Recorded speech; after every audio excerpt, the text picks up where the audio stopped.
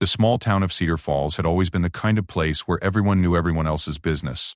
But on that cold Tuesday morning in March, when the local coffee shop owner discovered a weathered military dog tag buried in her garden, nobody could have predicted that this single piece of metal would unravel 30 years of carefully constructed lies and reveal a truth so shocking that it would forever change how this tight-knit community viewed one of their most respected residents.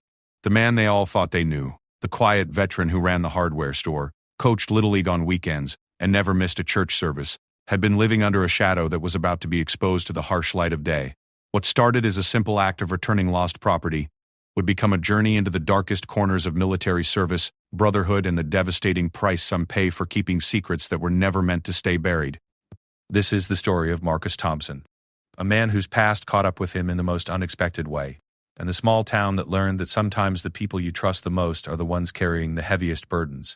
Martha Rodriguez had been digging in her garden for 23 years, but she had never found anything more interesting than the occasional lost toy or rusty bottle cap. That Tuesday morning started like any other. The spring soil was finally soft enough to plant her tomatoes, and she was preparing the bed behind Sunrise Coffee, the little shop she had inherited from her grandmother. Her spade hit something metallic about 6 inches down. At first she thought it might be another piece of junk left behind by the previous property owners. The small town of Cedar Falls, nestled in the mountains of Colorado, had a history dating back to the mining boom, and people were always finding old tools and scraps from decades past. But when Martha brushed away the dark soil, she found herself holding a military dog tag. The metal was tarnished and worn, but she could still make out the engraved information: Thompson, Marcus J. The serial number was partially worn away, but there was no mistaking the name. Marcus Thompson owned Thompson Hardware just 3 blocks down Main Street. Everyone in Cedar Falls knew Marcus. He was the guy you called when your pipes burst in the middle of winter. He was the man who quietly paid for groceries when Mrs. Henderson's Social Security check was late. He coached the Little League Wildcats and never raised his voice, even when the kids struck out with bases loaded. Martha knew Marcus was a veteran. He had mentioned serving in the Navy during the Gulf War, though he never talked much about it. Like many veterans in small towns, he kept his service stories to himself and focused on the present. She had always respected that about him. Standing in her garden, holding the dog tag, Martha felt a strange unease. How had Marcus's military identification ended up buried in her backyard? The house she lived in had been in her family since the 1950s. Her grandmother had never mentioned knowing any military personnel named Thompson. She decided to walk over to the hardware store and return the tag. It was, the neighborly thing to do, and Marcus would probably be grateful to have it back. Maybe there was a simple explanation. Perhaps the previous owner of her property had been a friend of Marcus's, or maybe it had been lost and somehow ended up in the garden over the years. The walk to Thompson Hardware took her through the heart of Cedar Falls. The town had never quite recovered from the mining bust in the 1980s, but it had found new life as a small tourist destination. People came for the hiking trails, the clean mountain air, and the charm of a place where time seemed to move a little slower. Marcus was behind the counter when she walked in, helping old Pete Morrison find the right screws for a fence repair. Marcus looked up and smiled when he saw her. He was a big man, probably in his early 50s, with graying hair and kind eyes that seemed to carry more weight than they should. "Morning, Martha. What can I do for you today?" She waited until Pete left before approaching the counter. She pulled the dog tag from her pocket and placed it on the glass surface between them. "I found this in my garden this morning. Thought you might want it back." Marcus looked down at the tag, and something changed in his expression. The color drained from his face, and his hand trembled slightly as he reached for the small piece of metal. For a moment he said nothing. He just stared at it, his jaw working as if he were trying to find words that wouldn't come. "Where exactly did you find this?" His voice was barely above a whisper. "Behind the coffee shop about 6 inches down. I was preparing a new flower bed." Marcus's grip tightened on the tag. This isn't mine," Martha blinked. "But it has your name on it. Thompson, Marcus J. I know what it says." His tone was sharp now, defensive. "But it's not mine. I never lost my tags." The conversation was taking a turn Martha hadn't expected. There was something in Marcus's demeanor that made her uncomfortable, a tension that seemed to radiate from him like heat from a furnace. "Well, maybe another Marcus Thompson then," she suggested, trying to keep things light. Though that would be quite a coincidence in a town this size. Marcus was quiet for a long time, still staring at the tag. Finally, he looked up at her. "Martha, can I ask you not to mention this to anyone else?" "At least for now. Why would I need to keep it secret?" It's just a lost dog tag. Please? There was something almost desperate in his voice. That's been done. Just give me some time to figure out how it ended up in your yard. Martha studied his face. Marcus Thompson was one of the most honest men she knew. He had never lied to her, never cheated anyone, never caused trouble in the community. But right now, looking at him clutching that dog tag, she felt like she was looking at a stranger. Okay, she said finally. But Marcus, if there's something wrong, if you need help, there's nothing wrong. I just need some time.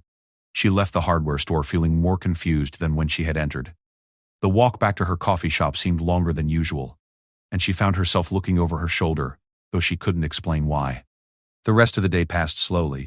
Martha tried to focus on her customers and her work, but her mind kept drifting back to Marcus's reaction. She had expected him to be grateful, maybe curious about how the tag had ended up in her garden. She had not expected him to look like he had seen a ghost. That evening, after closing the shop, Martha found herself standing in the spot where she had discovered the tag. The hole was still there, though she had filled it in partially. Something made her pick up her spade and start digging again. About a foot down, her spade hit something else. This time it was a small piece of fabric, olive green and worn. Military fatigues by the look of it. She dug a little deeper and found more fabric, along with what looked like part of a military patch. Martha sat back on her heels, staring at the item she had unearthed. This was no accidental loss. Someone had buried these things deliberately and they had been in the ground for a long time. She gathered up the fabric pieces and went inside to examine them under better light. The patch was partially destroyed, but she could make out part of what looked like a trident symbol. Her computer search revealed that it was part of a Navy SEAL patch. Marcus had told everyone he served in the regular Navy during the Gulf War. He had never mentioned being a SEAL, but then again Martha realized Marcus had never really talked about his military service at all. Whenever someone brought up the topic, he would change the subject or give vague general answers. Over the next few days, Martha found herself watching Marcus differently. She noticed things she had never paid attention to before. The way he moved with a fluid precision that seemed unusual for a hardware store owner. The way his eyes constantly scanned his surroundings, as if he were always aware of every person and every exit. The way he kept his back to walls whenever possible. She also began to notice other things. Marcus never seemed to sleep much. His apartment above the hardware store had lights on at all hours. He never took vacations, never left town for more than a day at a time. And despite being well-liked and respected in the community, he never got truly close to anyone. He was friendly but distant, helpful but guarded. Martha's curiosity was getting the better of her. She knew she had promised not to mention the dog tag to anyone, but the more she thought about it, the more questions she had. Why would military items be buried in her backyard? Why had Marcus reacted so strangely to seeing the tag? And why did a Navy veteran have what appeared to be part of a SEAL patch buried behind her coffee shop? A week after finding the dog tag, Martha was closing up the shop when she noticed a strange car parked across the street. It was a black sedan with tinted windows, and it had been there for over an hour. She had never seen it before in Cedar Falls, and something about it made her nervous. As she locked the front door of her shop, she saw the car's engine start. The vehicle pulled away slowly and she caught a glimpse of the license plate. It was not from Colorado. That night, Martha couldn't sleep. She kept thinking about the car, about the buried military items, about Marcus's strange reaction to the dog tag. She had the unsettling feeling that finding that piece of metal in her garden had set something in motion, something that was much bigger than she had realized. The next morning, Martha decided she needed answers. She couldn't shake the feeling that Marcus was in some kind of trouble, and despite his request for secrecy, she was beginning to think that keeping quiet might not be helping him. She made her decision while brewing the first pot of coffee of the day. She would do some research on her own. If Marcus wouldn't tell her what was going on, maybe she could figure it out herself. What Martha didn't know was that 3 states away in a nondescript office building in Virginia, her internet searches had already triggered an alert in a classified database. The name Marcus Thompson, combined with searches for Navy SEALs and Gulf War service records, had been flagged by an automated system that had been watching for exactly that kind of inquiry for over 30 years. Within hours, a team of people who had thought they would never hear that name again were making travel arrangements to a small mountain town in Colorado. The circle that Marcus had spent decades trying to avoid was finally beginning to close, and there was nothing he could do to stop it. 3 days after Martha's late-night internet searches, Cedar Falls began to change in subtle ways that only someone like Marcus Thompson would notice. The first sign was the man reading a newspaper at the corner table in Martha's coffee shop. He ordered black coffee and a blueberry muffin, paid in cash, and spent 2 hours reading the same 3 pages of the Denver Post. Marcus noticed him because the man kept his sunglasses on indoors and never once looked at his phone. In a world where everyone was constantly connected, that kind of behavior stood out. The second sign was the woman who asked for directions to the hiking trails behind the old mining settlement. She was wearing expensive hiking boots that had never seen a trail and carried a day pack that was too new and too organized. When Marcus gave her directions, she thanked him and walked toward Main Street instead of toward the trailhead. The third sign was the van that parked in front of the abandoned gas station at the edge of town. It was white and unremarkable, with Colorado plates and a magnetic sign that read Mountain Communications Services.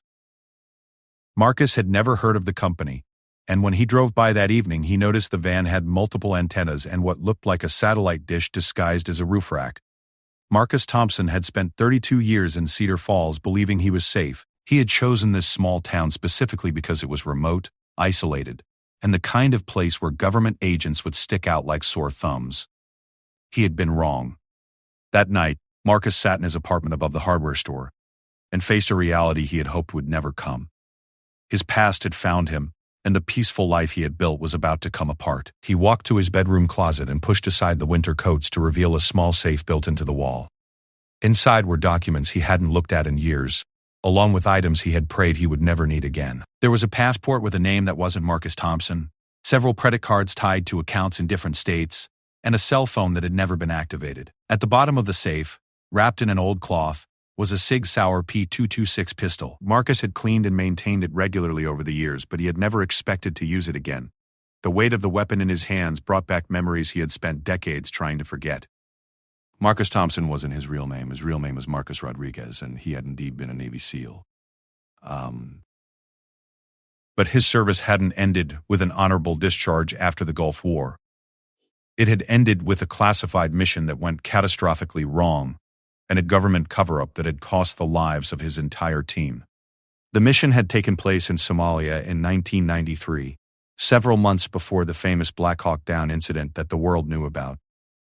Marcus's team had been tasked with infiltrating a warlord's compound to retrieve intelligence about planned attacks on American forces. The intelligence had been wrong, the compound had been a trap, and 6 of the most elite soldiers in the U.S. military had died in a firefight that officially never happened. Marcus had been the only survivor, and when he was finally extracted, badly wounded and traumatized, he learned that the mission had been disavowed. There would be no medals, no recognition, no official acknowledgement that his teammates had ever existed. The families were told their sons and husbands had died in training accidents. The mission files were classified at the highest levels and sealed. But that hadn't been the worst part. The worst part was learning that the intelligence that led to the failed mission had been deliberately falsified. Someone in the chain of command had wanted the team eliminated, and the botched mission in Somalia had been the perfect cover. Marcus had spent months in military hospitals recovering from his physical wounds while struggling with the knowledge that his team had been murdered by their own government. When he was finally declared fit for duty, he was approached by men in suits who explained that he had 2 choices.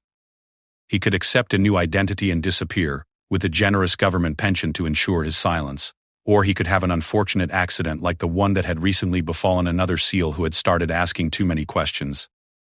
The choice hadn't been difficult. Marcus Rodriguez died in a classified file somewhere in Washington, D.C., and Marcus Thompson was born in a small Colorado town where nobody asked too many questions about a veteran who didn't like to talk about his service. For 32 years, the arrangement had worked perfectly. Marcus had built a life, contributed to his community, and kept the secrets that certain people in Washington needed him to keep. He had assumed that enough time had passed, that the people responsible for the Somalia mission were retired or dead, and that his secret would die with him. He had been wrong. Now sitting in his apartment with a loaded pistol in his hands, Marcus tried to figure out how they had found him. The only explanation was Martha's discovery of the dog tag. But that raised another terrifying question. How had one of his team's dog tags ended up buried behind her coffee shop? The answer came to him slowly, like pieces of a puzzle falling into place. Cedar Falls hadn't been a random choice when he was looking for a place to disappear. The town had been suggested to him by his handler, the government agent who had arranged his new identity. The man had mentioned that the town was remote and quiet, with a low cost of living and friendly people who minded their own business.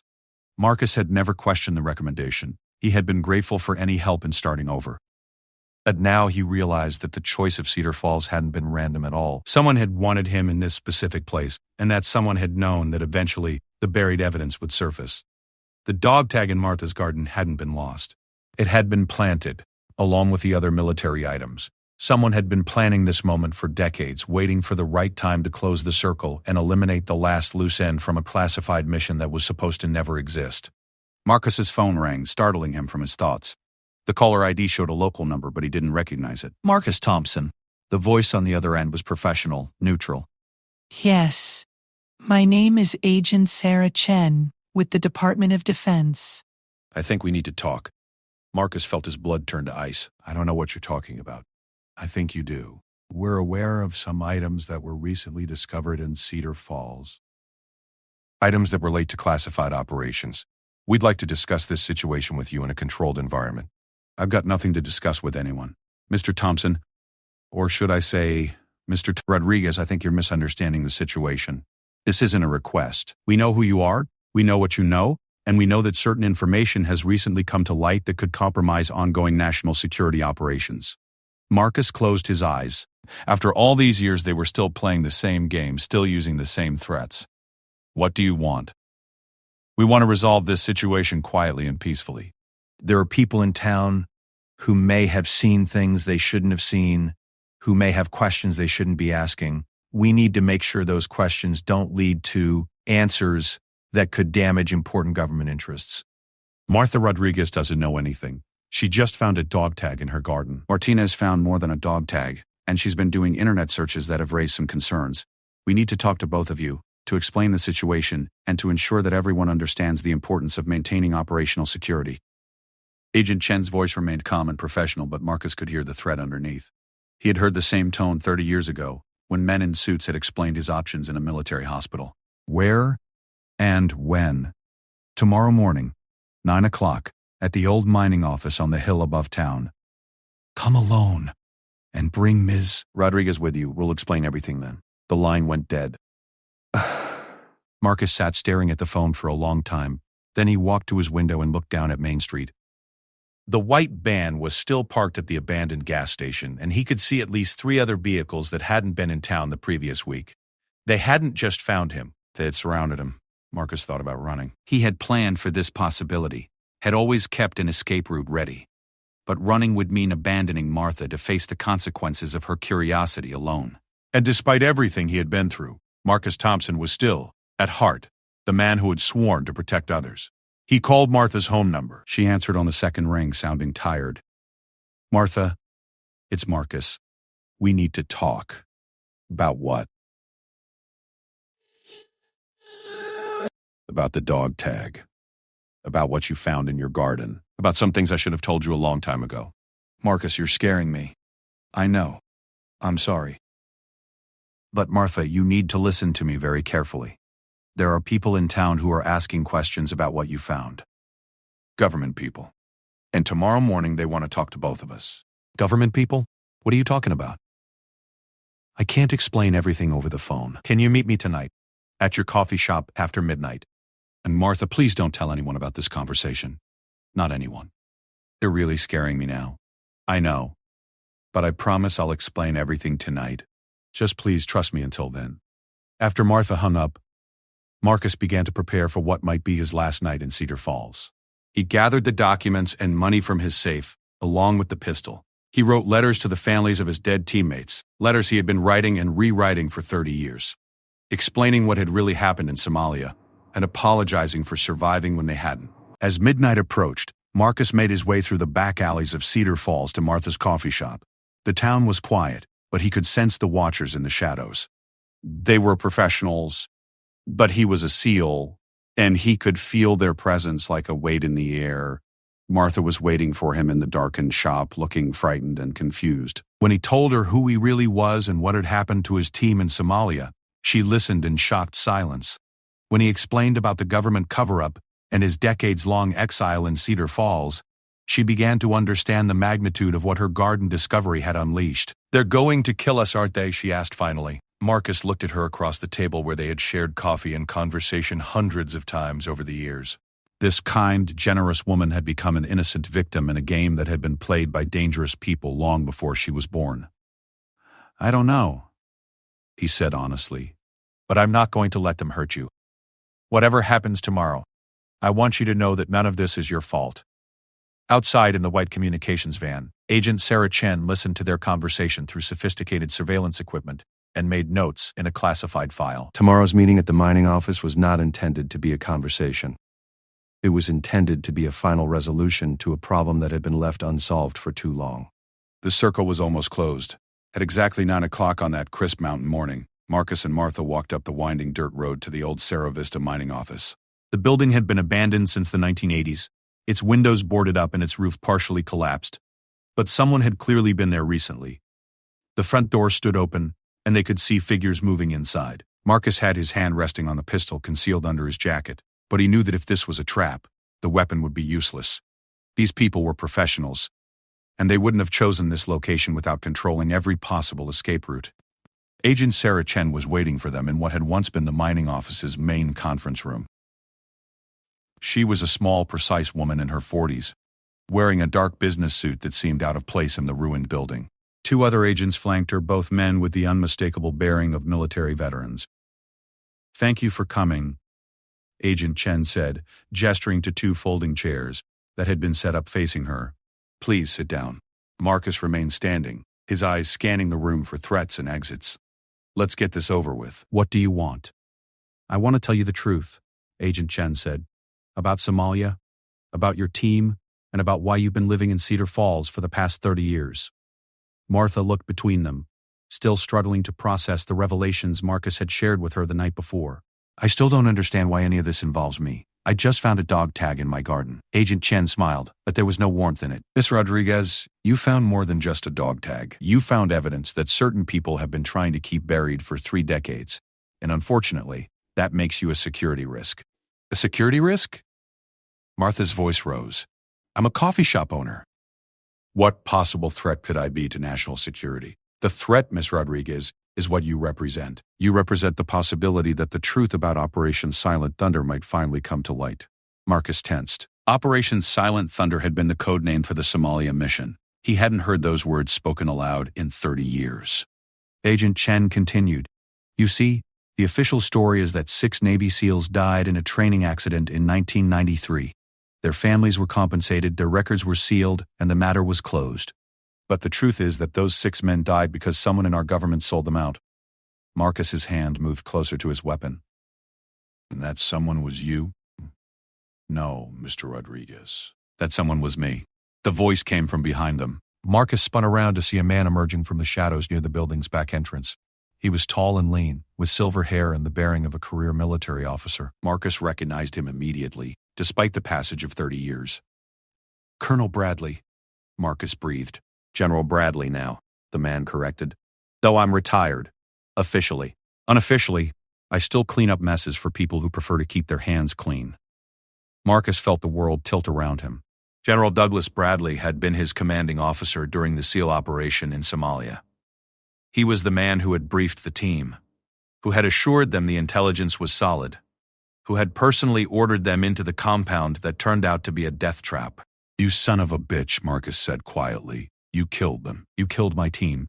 "I did what was necessary for national security," Bradley replied calmly. "Your team had discovered information about arms-dealing operations that were crucial to American interests in the region.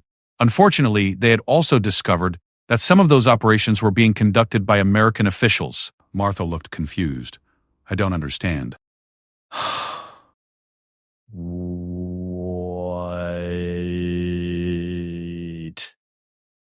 "Arms-dealing operations," Agent Chen answered. "In the early 90s, certain elements within the U.S. government were secretly providing weapons to various factions in Somalia. The operations were designed to maintain regional instability and prevent any single warlord from gaining too much power. It was a delicate balance, and it was highly illegal under international law." Marcus felt pieces of a puzzle he had been working on for 30 years, finally clicking into place. "That's why the intelligence was wrong. You sent us into that compound knowing it was a trap because you needed us dead. Your team had identified the American connection to the arms dealing," General Bradley confirmed. "You had names, dates, financial records. If that information had become public, it would have destroyed careers, ended administrations, and compromised ongoing operations throughout Africa. So you murdered 6 of the most elite soldiers in the American military to cover up your crimes. I eliminated a security threat, just like I'm going to eliminate the current security threat. The room fell silent except for the wind whistling through the broken windows. Marcus realized that this meeting wasn't about negotiation or explanation. It was about tying up loose ends that should have been tied up 30 years ago. Why now? He asked. Why after all this time? Agent Chen answered. Because General Bradley is dying. Cancer, stage 4. He has maybe 6 months left, and there are people in Washington who are concerned about what secrets he might take to his grave or what confessions he might make on his deathbed. I've kept their secrets for 30 years, Bradley said. But I won't be around much longer to guarantee that silence. So they decided it was time to close the file permanently. Marcus looked at Martha, who was staring at the general with a mixture of horror and disbelief. You're talking about murdering innocent people to cover up crimes that happened before I was even born, she said. I'm talking about protecting national security interests that are still relevant today, Bradley replied. The arms-dealing operations in Somalia were just the beginning. Similar operations have been conducted in Iraq, Afghanistan, Syria, and a dozen other countries. The methods we developed in Somalia are still being used by American intelligence agencies around the world. And you think that justifies murder? I think that justifies whatever measures are necessary to protect ongoing operations. Marcus had heard enough. His team had been murdered not because they were a threat to national security, but because they were a threat to a network of criminals who happened to work for the U.S. government. He had spent 30 years hiding from assassins when he should have been exposing war criminals. What about the dog tag? Martha asked, suddenly. How did it end up in my garden? Agent Chen and General Bradley exchanged glances. It was Chen who answered. The items in your garden were planted there 3 months ago. We needed a way to flush Marcus out of hiding without making it obvious that we were looking for him. Martha's face went pale. You mean my discovery wasn't an accident? You wanted me to find those things? We knew that if military items with Marcus's name on them surfaced in Cedar Falls, he would have to respond somehow. We've been monitoring all internet searches related to his assumed identity for years. When you started researching Navy SEALs and Gulf War service records, it triggered our surveillance systems. You used me, Martha said quietly. You manipulated me into betraying a friend. We used you to solve a problem that should have been solved decades ago, Bradley corrected.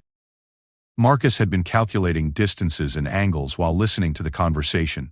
The 2 agents were positioned to block the front exit, but the rear of the building was only guarded by General Bradley. The back wall had several holes where the mining equipment had been removed, and beyond that was dense forest that Marcus knew better than any government agent. But running would mean leaving Martha behind, and he couldn't do that.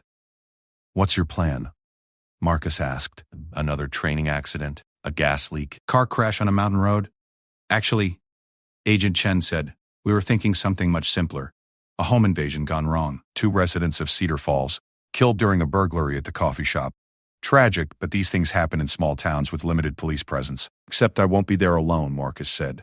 I'll be fighting back. No, you won't. Bradley pulled a pistol from his jacket. Because you're going to cooperate, or Miss Rodriguez is going to die right here, right now, in a much less pleasant way than we had originally planned. The standoff might have continued indefinitely, but it was interrupted by the sound of vehicles approaching the mining office.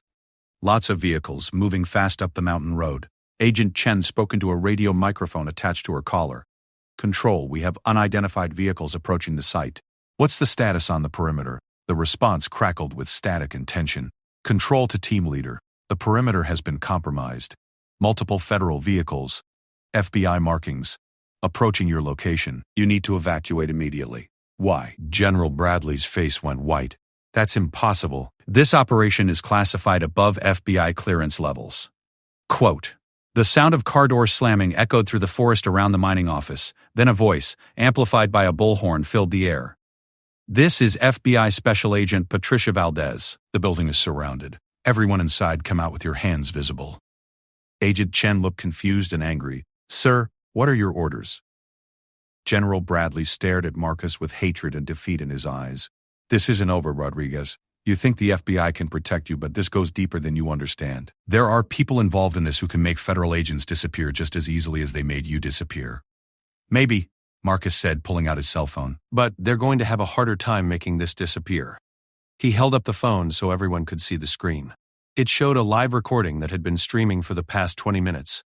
Everything you've said, every confession you've made, has been broadcast live to servers in 3 different countries. The recording is also being automatically uploaded to WikiLeaks, The Washington Post, The New York Times, and every major news organization in America. The silence in the room was deafening. You see, Marcus continued, I spent last night preparing for this meeting. I figured there was a good chance it was a trap, so I wanted to make sure that if something happened to me, the truth about Operation Silent Thunder would still come out. Martha stared at him in amazement. You were recording all of this? I was recording all of this and broadcasting it live to anyone who cares to listen. By now, there are probably thousands of people who know the truth about what happened in Somalia. Agent Chen was frantically speaking into her radio, trying to get instructions from her superiors, but the only response was static. Outside, the FBI agents were getting closer, and Marcus could hear them setting up a perimeter around the building. General Bradley still had his pistol drawn, but his hand was shaking. You've destroyed everything. 30 years of operational security. Gone. Good, Marcus said. It should have been destroyed 30 years ago. The FBI raid that followed made national news within hours.